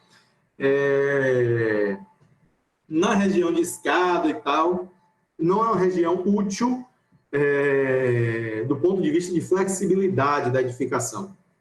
Então, não faz sentido, nesse caso aí, não ter vigas mesmo. Até poderia não ter as vigas aí. Só que encareceria a obra de forma desnecessária, e a ideia do Kevin era simular o mais próximo possível do que se faz nesse tipo de edificação. A mesma coisa, as vigas de perímetro. Nas vigas de perímetro, o efeito da punção, né, do mecanismo principal de colapso de uma laje que apoia direto em pilares, que seria a punção, é muito amplificado nos cantos e nas extremidades. Então, isso acaba encarecendo e aumentando muito a espessura da laje quando você não tem uma viga de contorno. Então, geralmente, nas extremidades, nesse tipo de estrutura, a gente coloca uma viga de contorno, ou quando não pode colocar uma viga de contorno, chuta logo o balde e manda o arquiteto botar um balanço. Então, se a gente tivesse um balanço de laje avançando aqui, ó, não precisaria dessa viga. Por quê? Quanto maior a diferença de carga entre os lados aí entre os lados do pilar, vai gerar rotações da laje em cima do pilar. Essas rotações muito diferenciadas amplificam o efeito da punção, gerando aí tensões muito elevadas. Então, a ideia é que o momento à esquerda do pilar seja próximo do momento à direita para que um anule o outro, ou seja demasiadamente reduzido, né? Então, melhorando aí a eficiência desse tipo de pavimento. Então, basicamente, ó, qual é a flexibilidade que isso gera para os prédios comerciais? O fato de não ter vigas no teto. Por exemplo, uma empresa pode chegar e comprar uma ala do andar. Aqui teríamos diversas salas, né, diversas salas e corredores. E nessa, por exemplo, podia ser cortado aqui, ó. E aqui tem diversas salas. E aqui o corredor de acesso à área comum aqui. Tipo, poderia ser essa a configuração. Ou um corredor mais central e sala dos dois lados, que é a configuração mais padrão aí dos prédios comerciais. Mas uma empresa pode resolver comprar a ala ou o andar inteiro. E um monte de viga cortando o teto interfere na distribuição, por exemplo, das peças de ar-condicionado, da iluminação, né? Dificulta a personalização do ambiente quando o cliente compra um andar inteiro ou uma metade do andar. Então, em prédios comerciais, em que há essa flexibilidade de layout de pavimentos, essa é uma tipologia estrutural muito, muito adequada por facilitar a diferença entre layouts aí da edificação. Então, basicamente, qual é a diferença dessa tipologia para aquela outra que a gente viu lá do convencional, né? Então, as lajes jogam carga direto nos pilares. E aqui tem um enrijecedor, né? Um capitel, né? Um painel mais espesso, que funciona aí para controlar melhor as tensões, aí, resistir melhor às tensões que são elevadas nessa introdução de carga direta de laje para pilar. Então, essa é uma tipologia também muito utilizada, né? E que o fato aquele ressalto ali costuma baratear bastante aí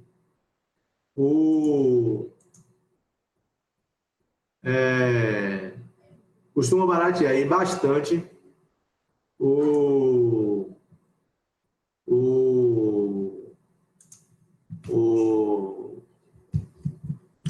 custo desse tipo de estrutura, né? Quando as lajes apoiam direto nos pilares.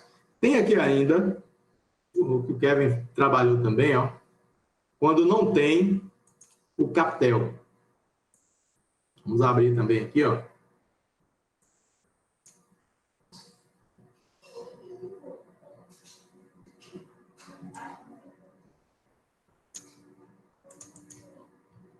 É o mesmo pavimento, mas observe que a laje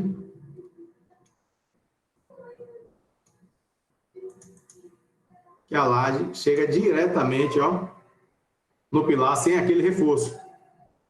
Não tem aquele reforço, né? Aquele reforço lá na região de apoio. Essa é o que a gente chama de a rainha das lajes. Essa que permite ficar bonito de verdade. É mais caro, né? Mexer com realeza, né? Todo mundo consegue chegar perto dela. O cálculo é mais complicado, certo?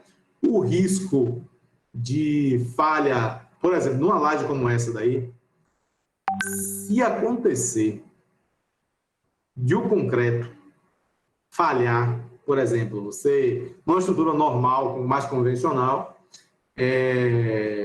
Você especifica lá concreto, sei lá, 30 MPa.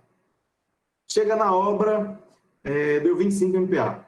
Às vezes, você faz as contas e só em função do arredondamento natural, na hora da escolha da armadura, aquela peça já passa a ter sem reforço. Peça fletida, né? Vigas e lajes. O FCK pequenas variações no FCK não influenciam tanto assim no cálculo das armaduras. Dá uma redução, mas uma redução pequena aí na capacidade portante da peça. Aumenta um pouco a curvatura, vai aumentar um pouco as deformações, mas aí o cliente pode tomar cuidado com outros aspectos que reduzam essas deformações aí, até para evitar um reforço da estrutura. Você pensando numa estrutura convencional de lajes apoiadas em vigas e vigas apoiadas em pilares. Então, isso pode acontecer sem muito problema, não chega a ser nada tão drástico. Se essa não for a realidade, ainda é possível fazer reforço, ou reforço com chapa metálica, ou reforço com fibra de carbono, né? Ou reforço com alargamento da peça mesmo, você vai lá e aumenta um pouquinho a seção da viga, escora novamente, dá uma escarificada, acrescenta um pouquinho de armadura e executa, e resolve, certo? Isso numa estrutura convencional. Numa estrutura como essa, se o FCK baixar e fugir da capacidade resistente do concreto mesmo, não tem como reforçar com armadura, porque a falha se dá pelo esmagamento do concreto de fato, assim como acontece com os pilares. Então, é um tipo de estrutura que não é muito agradável quando dá errado para fazer reforço. O reforço geralmente é mandar demolir o trecho que está com problema e completar de novo com um concreto bom. Ou fazer remendos, aí ampliando muito a seção, colocando capitel, armadura de suspensão, deixando de ter essa cara de laje lisa que a gente está vendo aí. Então, os reforços geralmente não são muito agradáveis nessa tipologia de estrutura, tá? Então, se o concreto deu errado, aí dá errado mesmo, não tem jeito. Errado mesmo aí, né? Então, toda vez que eu calculo uma estrutura assim, além de colocar nas notas de projeto, faço uma reunião com o cliente, com quem vai executar para o cliente, e reforço com ele, para ele passar essa informação para a concreteira. Você vai trabalhar, esse seu concreto será utilizado em laje plana, laje com capitéis. E o reforço não é possível se o seu concreto não bater nas especificações. Então, tome muito cuidado com o seu concreto, senão você vai ter que pagar pela demolição e refazimento, né? Então, já deixa claro para todas as partes, porque o que acontece quando você faz essa ressalva? A concreteira manda o concreto melhor. Tipo, o concreto é 30, ela manda 40, já com medo, porque ela sabe que o reforço é muito mais caro do que esse concreto dela falhar. Estrutura convencional, eles assumem o reforço e pronto, simplesmente, né? Então, o controle tecnológico do concreto nessas estruturas, nas outras é muito importante, precisa ser feito, nessas com muito mais rigor, certo? Então, trabalhar com realeza sempre requer mais requinte, né? Então, a ideia é essa, mas é possível também. Se vocês observarem aqui, olhar do alto também, não muda nada com relação à tipologia que eu mostrei antes aí para vocês, né? Mesmo núcleo de escadas, a laje, só que a laje chega direto do pilar, não está nem aparecendo no pilar direito aqui, deu uma sombra aí. A laje chega direto do pilar, só que não tem aquele reforço, né? Não é possível fazer assim? Certo? Na aula de amanhã, vamos continuar tratando das morfologias da estrutura de concreto ainda, certo? E aí eu vou mostrar para vocês algumas fotos de obras que foram executadas, assim. Tem umas fotos que foi de professor Hélio, tem umas fotos que foi de obras minhas, de obras de alguns colegas também.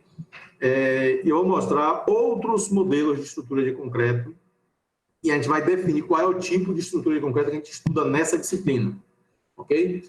Então, a aula de amanhã a gente vai continuar, né, com as morfologias aí das estruturas de concreto armado, certo? Vamos continuar aí com essa parte de morfologia da estrutura de concreto armado. E aí, pegar mais um visual também aí de como é que essas estruturas funcionam, tá?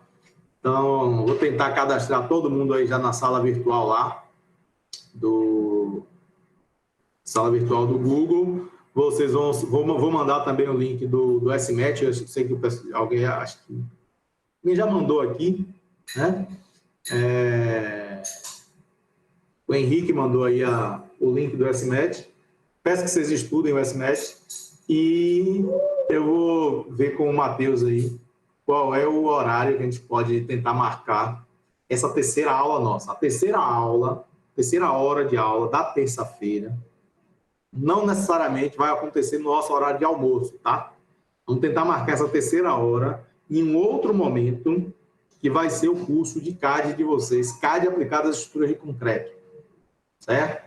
E aí vocês já fizeram todas as anotações, e a gente vocês reservam esse tempo para aprender a desenhar a estrutura de concreto. Vocês podem, inclusive, já ir fazendo o projeto de vocês ao longo desse período, dessa hora extra aí, né? E pode ter ou não minha participação, certo? Então, a ideia é que vocês aprendam a desenhar a estrutura de concreto armado de forma razoável aí, com apresentação boa, né, com as notas de projeto que são importantes, que não pode esquecer, certo? As notas de projeto, eu também não vou mostrar para vocês as minhas notas de projeto, porque as notas de projeto geralmente servem de apresentação do calculista. Não é por defesa comercial minha, não, porque é interessante que vocês desenvolvam de vocês a identidade.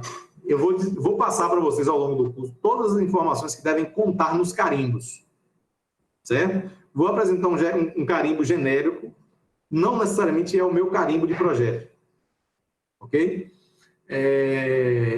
Mas é interessante que vocês escrevam as notas de projeto com a linguagem de vocês e com a linguagem que seu cliente costuma entender, né? Ou que você se acostume a explicar tudo que está ali, não fique nada sem você saber o que é. Então, o melhor para isso é que você mesmo escreva a sua nota de projeto, né? Como é que você vai descrever o FCK, né? Então, no geral, os alunos ficam com as mesmas notas de projeto dos professores. Nada se cria, tudo se copia, né? Mas é um exercício bom que vocês aprendam a fazer, preparar as notas de projeto, até porque cada tipologia estrutural requer um nível de detalhamento nas notas. As notas de projeto vão orientar o seu cliente a como executar a sua estrutura. Especificação dos materiais, alguns cuidados, dados de escoramento às vezes ou não, né? A maioria das obras hoje eu dou uma fugida desses muitos detalhes nas notas, porque às vezes eu percebo que tem executor que, por preguiça, deixam de ler as normas de execução e não se atualizam. E aí executa seu projeto em função de tudo que está escrito no seu carimbo. Aí eu costumo escrever no meu carimbo assim, ó: executar as estruturas de concreto armado de acordo com a norma tal, que é a norma de execução de estrutura de concreto. Aí o cara pira, né? Ele tem que entender da norma, tem que ler a norma, ler a última atualização da norma para fazer bem feito. E os pontos que eu sei que, se ele não fizer daquela forma, cai, que eu acabo colocando nas minhas notas. Então, antes eu tinha o meu carimbo tinha quase que aquela região próxima ali do final da página, da folha, de cima a baixo, de informações de projeto. Hoje, só entra ali o que é muito particular de cada obra. E a nota principal é essa: seguir as recomendações de execução da norma tal e as características dos materiais e comprimentos das armaduras. Mas essas notas a gente vai entender o que é que deve constar como principal e o que é que não pode faltar mesmo, certo? Então, por hoje é isso, né?